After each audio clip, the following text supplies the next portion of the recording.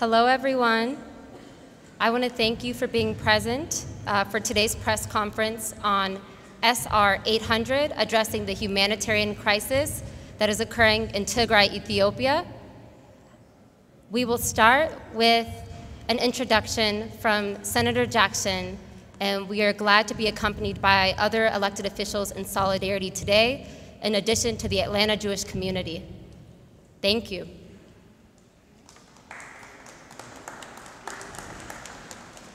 Well, good morning, everyone. I want to begin first by thanking Fana and Hassan, who are GLBC interns, who brought this issue to me and asked if I would help them to highlight the importance of this issue. And so to Fana and Hassan, our great young people who are of Ethiopian descent, who've really said, we have to say something about this in these halls, in these places. I want to thank you all for bringing this to us. And then I also, before I begin my official remarks, want to thank the people, all of the people here who have come out in honor of their family in order to highlight this issue. Friends, we have gathered here today to recognize the millions of people who are suffering in silence, the families, the friends, and loved ones, many of whom are my constituents.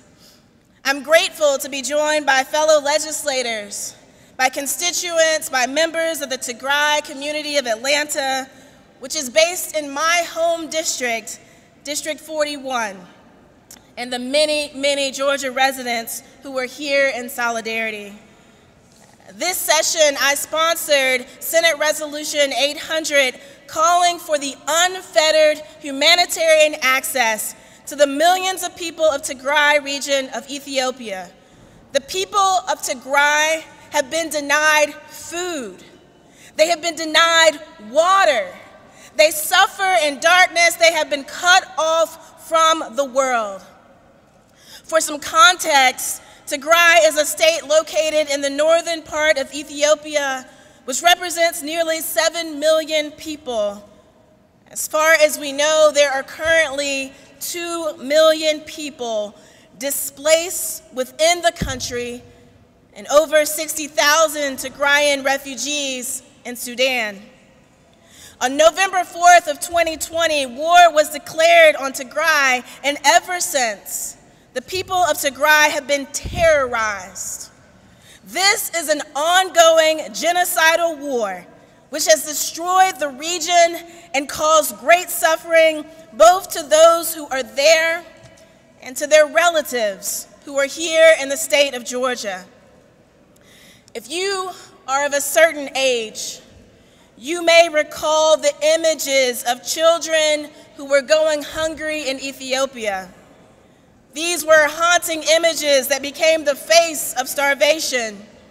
Seeing these starving children moved us, and it moved our world to take action. Since then, many of the Tigrayan friends resettled in Georgia as refugees in the 1980s and 90s, fleeing the famine and civil war in their country and making this great state their new home. Now, some 3 decades later, here in 2022, we are seeing history repeat itself. Today, the families of our Georgia constituents and many millions others in Ethiopia are living in famine-like conditions and are at risk of perishing due to the starvation and the deliberate destruction of their healthcare system. According to most recent reports, between 80 and 90% of the Tigray hospitals and clinics are no longer functioning. The Tigray people in Ethiopia have no access to humanitarian aid for over 16 months. Aid workers have been killed. They face communication blackouts. My constituents, people here, they do not know whether their relatives are alive. They cannot call them or text them. They cannot email them. Most of us can never imagine how horrifying this experience must be. In spite of the ongoing suffering, sexual violence, and mass displacement in the humanitarian crisis of Tigray, despite all of that, it has received relatively little attention from our news media, from our international community, and very little attention under this great gold dome. But today, that changes. Today, we as members of the General Assembly are calling for the immediate restoration of electricity, of telephones, and internet service, which will be needed to facilitate the restoration of their healthcare system. Today, we are calling for the unfettered humanitarian access to the millions of people in the Tigray region of Ethiopia who are facing weaponized starvation. And we today are calling for the support for vulnerable populations, including refugees, internally displaced persons, victims of gender-based violence, and those who are displaced by this genocidal war in Ethiopia. We condemn the human suffering and displacement of the Tigrayan people. We condemn the ongoing violence and the egregious human rights abuses. Today, we stand in solidarity with the people of Tigray and with the Ethiopian immigrant and refugee community around the world and here in Georgia. Tigray should no longer suffer in silence. We see you, and today and forevermore, we stand with you. Thank you.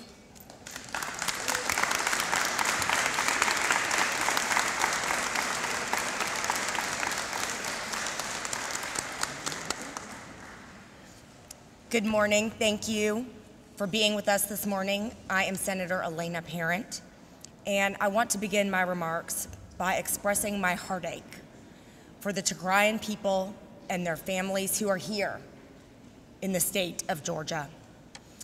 As leaders, we must stand for the basic rights of all citizens, and particularly for those who are facing injustice and oppression. Earlier this session, I introduced SR 668, a resolution that recognizes April 2022 as Genocide Prevention and Awareness Month at the state capitol and throughout the state of Georgia. I believe that it is imperative, as members of this body and citizens of this state, that we commit ourselves to becoming educated about the history of previous genocides and the occurrence of contemporary genocides.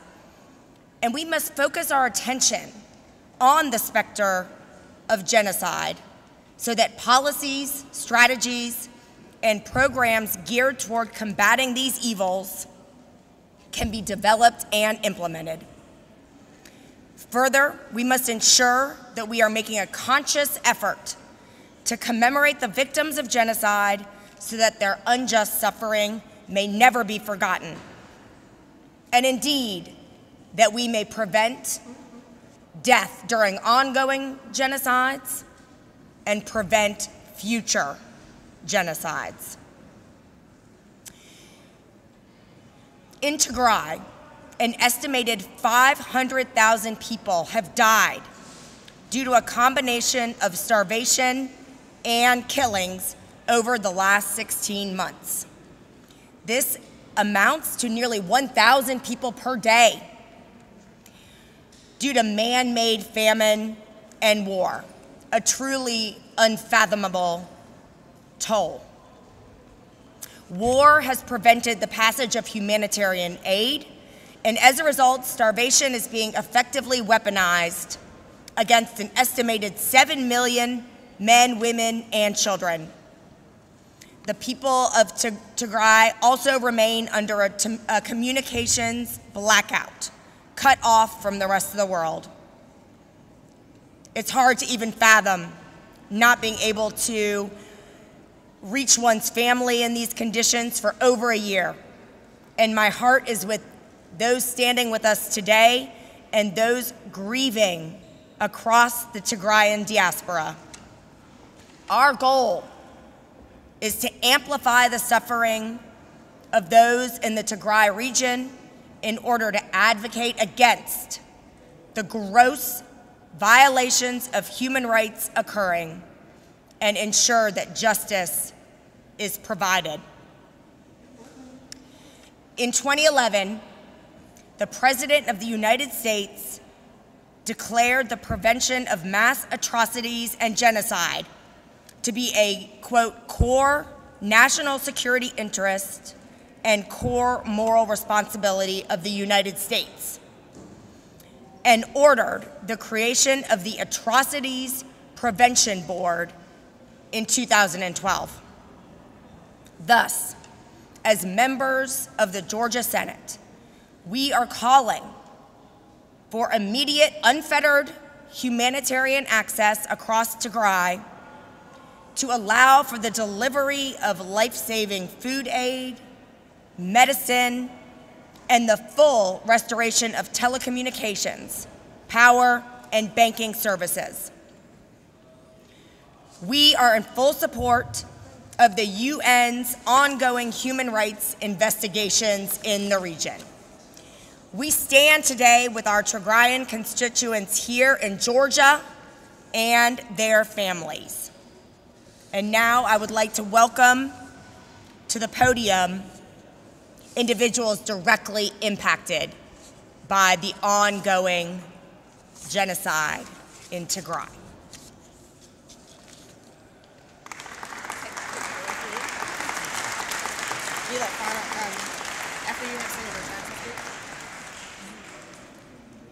Thank you, Senator Jackson and Senator Parent, for standing in solidarity with my family and my people. In 1983, my father resettled in Houston, Texas, before making a home in Georgia's District 41 as a refugee fleeing violence and famine in Ethiopia's civil war.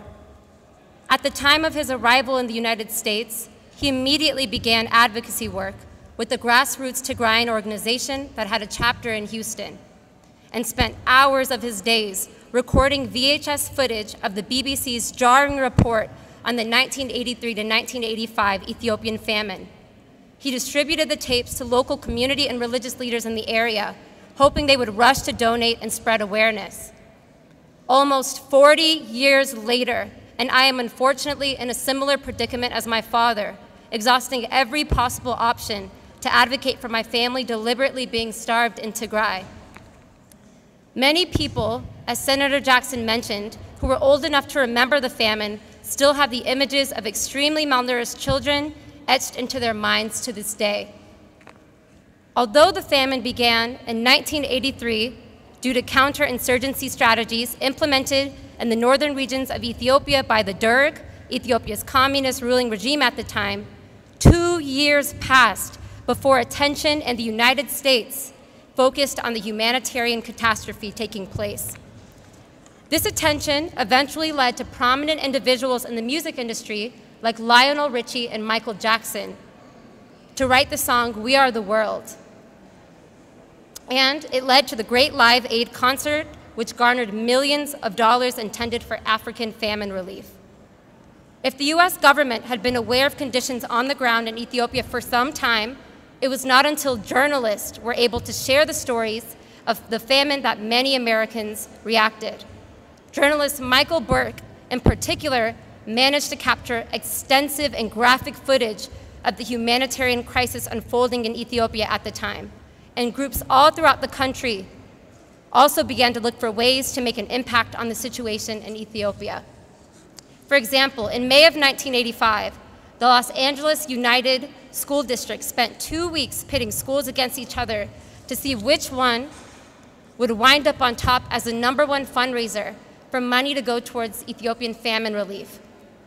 After being faced with graphic images of the famine, it became evident that people across the country understood the crisis in Ethiopia as little more than sending US aid to end the maneuverings of the Ethiopian communist regime.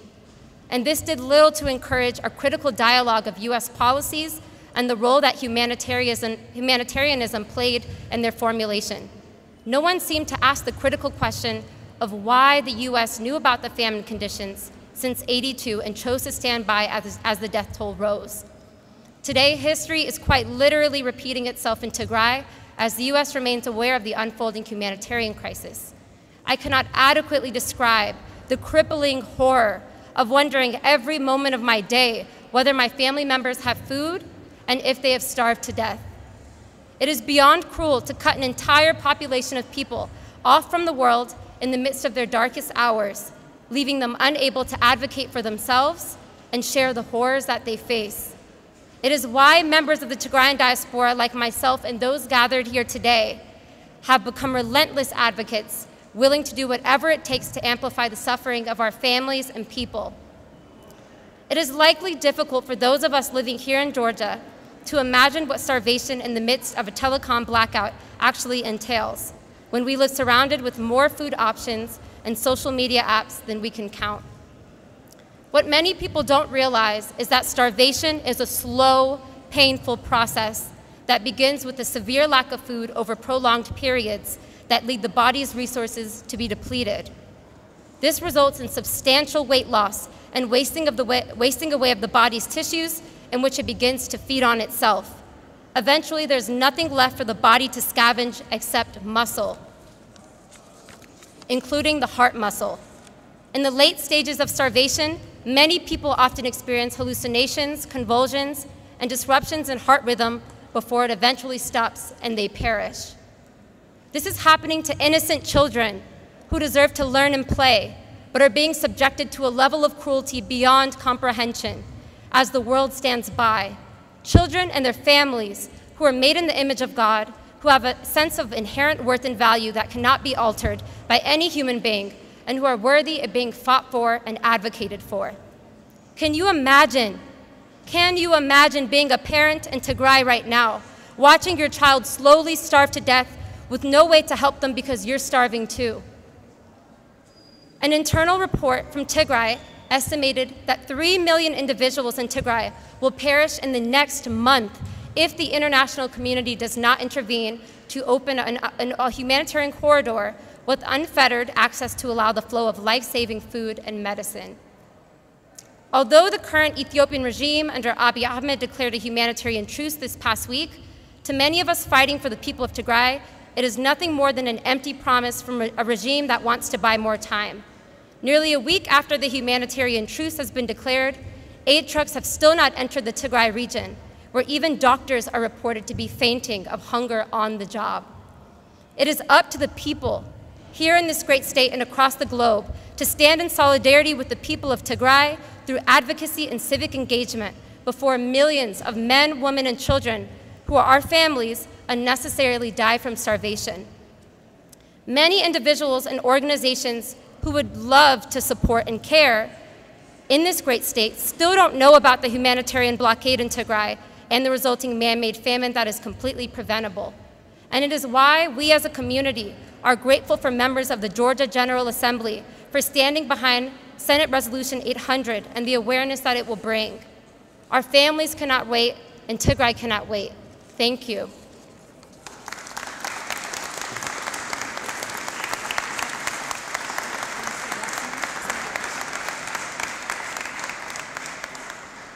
And now, Senator Lester Jackson will take to the podium.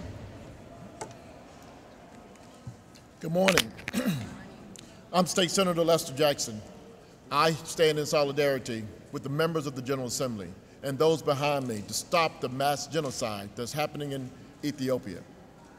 We understand that 500,000 people have died because of this senseless war.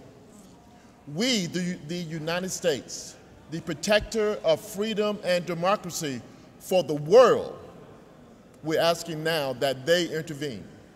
When we look at television, we see the European nations being advertised about war and what's happening in their home.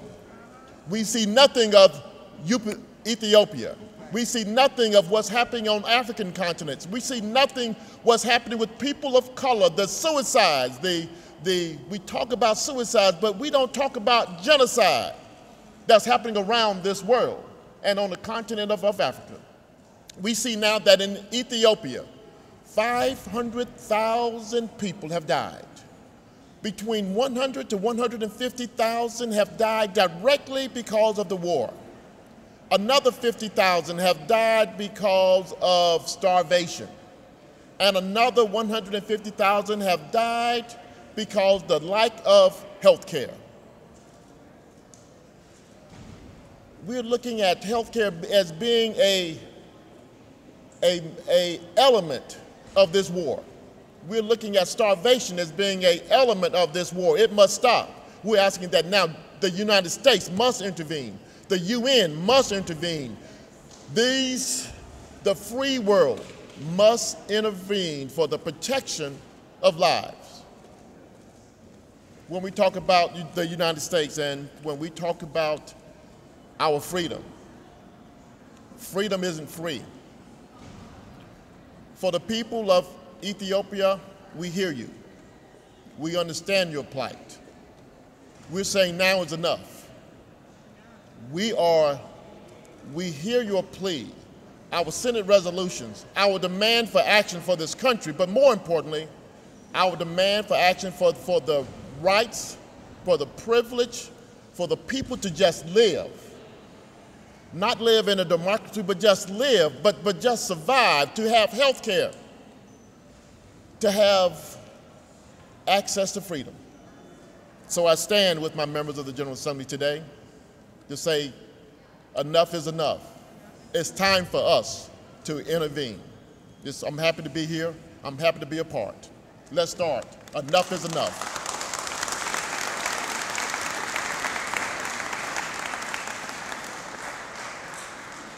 I am Georgia State Representative Kim Schofield, representing District 60, parts of Clayton, Fulton, and the city of Atlanta, where the international airport sits in my district. I have 5 words for you. Can you hear us? If the United States stands by and does nothing, shame on you.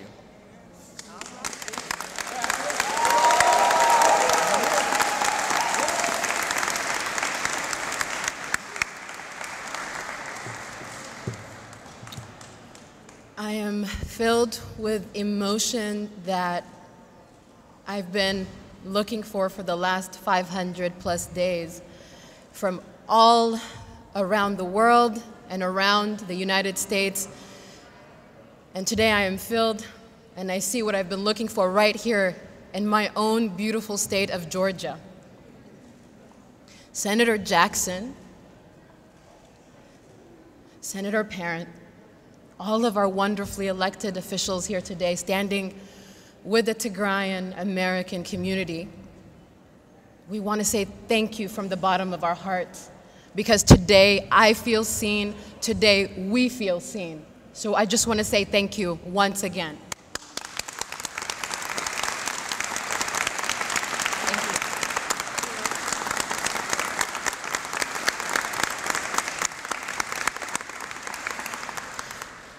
As all of the speakers have mentioned, we cannot begin to tell you what it feels like to know that you have the means to take care of your family, but all access to that family is cut off.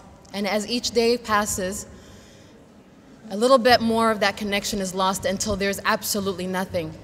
And so here we are today, not just advocating for our individual families, because it feels so very wrong to even mention our individual families, but we are here speaking for the 7 million population of Tigray, Ethiopia, that has been silenced.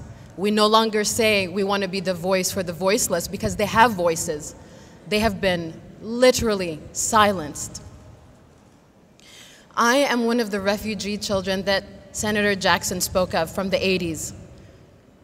With my mother in hand and my 1-year-old sister on her back, we walked following my father, who'd already gone to Sudan, as many of the refugees, some 73,000 already have fled, in search not just for a better life, for just life. I remember so vividly as a 4 or 5-year-old drinking water with sugar just to get that energy to walk 1 more mile before someone from my community had to pick me up and take me a little bit further on someone else's shoulder. I really connect with that saying, that American phrase, that we are all standing on the shoulders of others who've brought us here. And for me and for a lot of us, this saying is so literal. So how can I be silent when this is happening again? I've roamed the halls of this beautiful building as a student. I just wish I wasn't here in this capacity, but I will use every last second of the brief time that I'm on this podium to tell you even further about the plight of the man, woman, child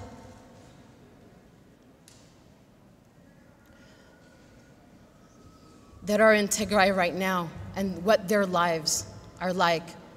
So when you hear me spout out these numbers, please make that connection that each one of these numbers, there are people and faces behind them that belong to me, that belong to us, and so many others across the country and across this world that you may never meet. But here I stand before you, and these beautiful faces and these amazing elected officials that say, I stand with Tigray. And I just pray that you make that connection. Let these not just be numbers that you hear from me today.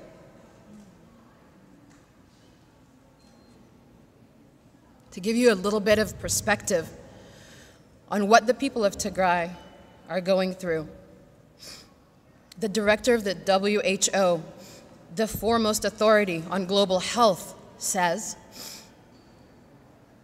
nowhere in the world are we witnessing hell like Tigray. For more than a year, the 7 million people of Tigray in Ethiopia have been living under a de facto blockade by their own federal government. The army of that federal government, the neighboring Eritrean forces, as well as local militia that are sadly empowered by said federal government. It has been exactly 512 days today. Today, 512 days of complete, sealed silence, completely being shut out of the world under complete, as Senator Jackson said, telecommunication blackout. So there's no internet, there's no cash, you can't even access your own money, and there's absolutely no fuel. 83% of the population does not have access to food, not just nutritious food, but food. Steady reports are coming out from the country that people are resorting to eating leaves, cactus juice.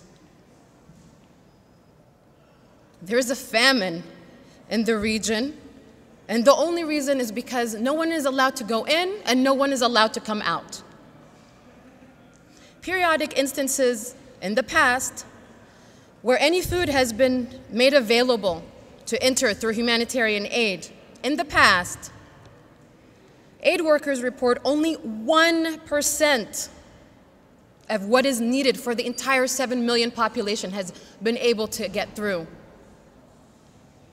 That's not even a joke.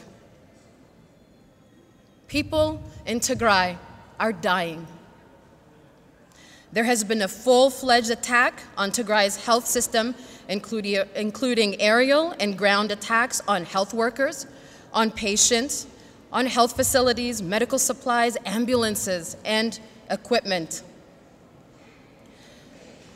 As assessed by humanitarian health workers, 80 to 90 of Tigray's health facilities have been deliberately destroyed by the Ethiopian federal forces, by, again, the allied neighboring Eritrean army, and the local militia. That has meant no Band-Aids, no gauze, no dialysis fluid, no insulin, not even pain medication for surgeries, not for stitches, not for major surgeries, not for child labor, which a lot of the ambulances take care of in the rural areas. Imagine that. Stitches without painkillers. Now imagine surgery. And I'm not making it up, the footage is out there. It's on CNN, it's on BBC, it's readily available. Chronic illness patients with tuberculosis, diabetes, cancer are also not being treated. And more than likely, a vast majority have already died. Reports of children bleeding out due to barrages of airstrikes on civilian populations and lack of proper medical supplies continue to surface. Again, footage readily available after every drone attack.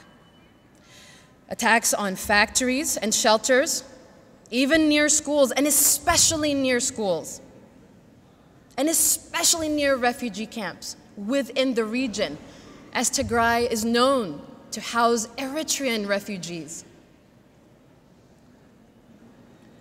Drone attacks by drones supplied by the UAE, Turkey, Iran. People in Tigray are dying. And when you think you've heard the most harrowing parts of this crisis, when you think there possibly can't be more,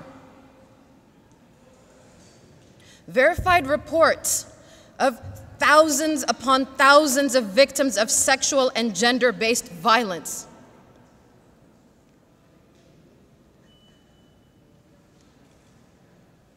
Women being assaulted in front of their children, in front of their parents, parents being threatened at gunpoint to sexually assault their children. Sadistic. Metal rods and nails and trash inserted into women's genitalias and their wombs. And Tigrayan women and girls being told by their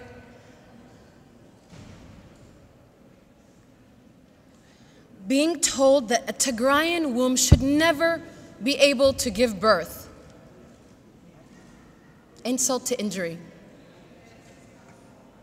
Dehumanization, humiliation, 120,000 reported cases of sexual and gender-based violence. And that is the women and girls who are strong enough, who are able to come out and speak their truths. Because an estimated 22,000+ women are thought to not be strong enough or willing to report it because of cultural norms, because of fear of assaulters, because of trauma of mental.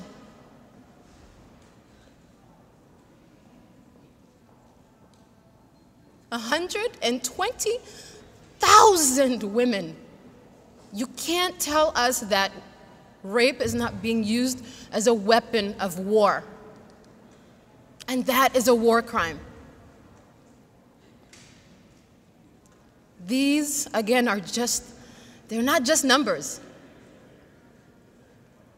These are our mothers, our fathers, our sisters, my uncles in the concentration camps of the capital city. In 2022, concentration camps, imagine, in 2022, in a capital city, in a so-called civilized world. And where are we? Where is the world as the people of Tigray are perishing? And again, an estimated half of an entire civilization said to have perished if something immediate does not happen, if the world does not stand up and say, never again. Remember that? Remember? Remember you promised never again? Why doesn't that apply to my family?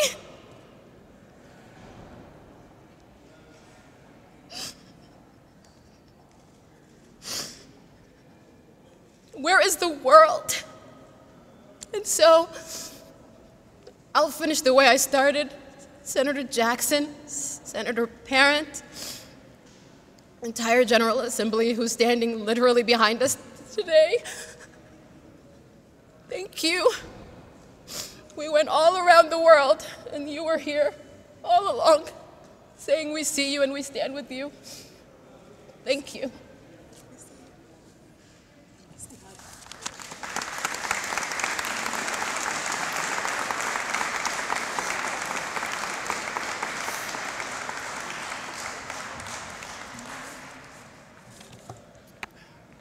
Good morning, everyone. I told myself I wouldn't cry today, but these tears are just too hard to hold in.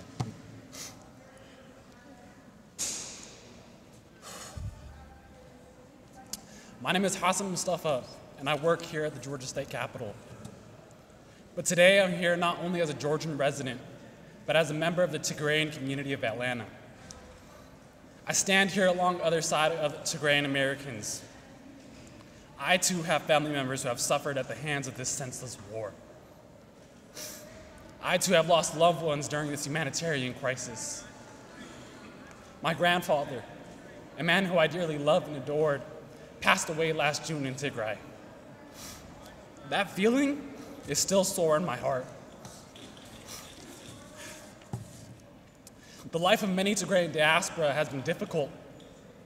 Amidst this man-made famine, this war, all of this evil, we sit in complete darkness waiting to hear if our families are okay.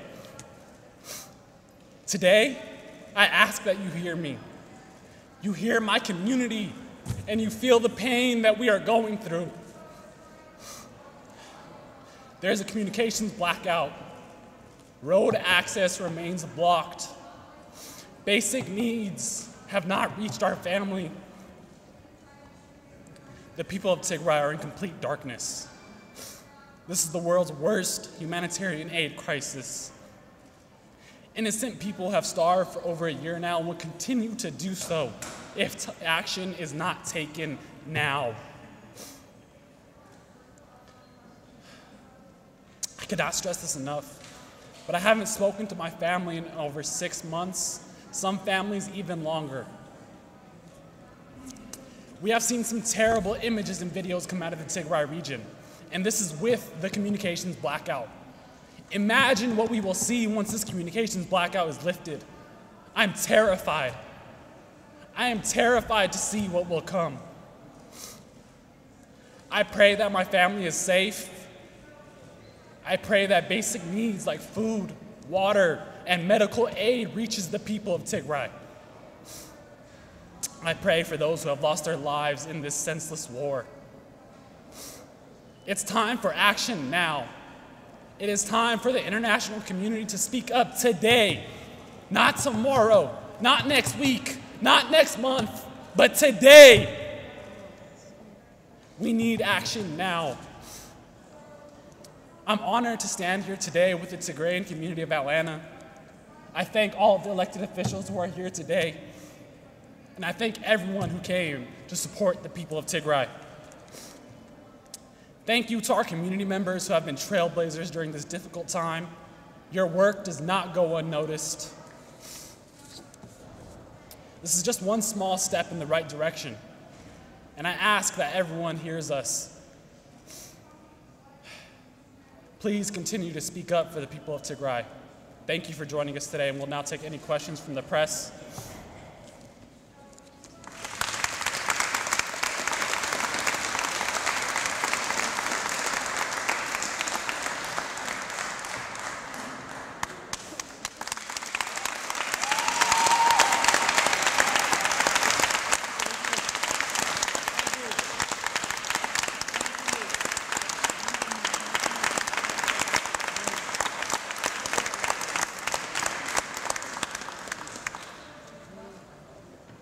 This concludes our press conference. We thank you for being here. We hear you, we see you, and we stand with you.